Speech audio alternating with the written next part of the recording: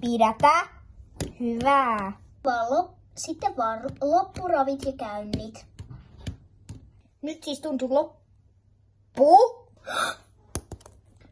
Fatser! Mikä sulla on?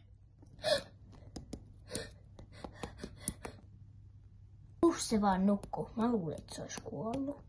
Hyvää yötä, ponit. Kello on siis 7 illalla ja nyt mä alan Anni! Mitä Minjalla on nyt asiaa? Anni! Päätalissa on varsa! Mitä? No niin, taas sitten uutta pikkuväkeä. Niin, mutta onhan se nyt söpö. Niin kai sitten. Hyvää yötä, hyvää yötä hevoset.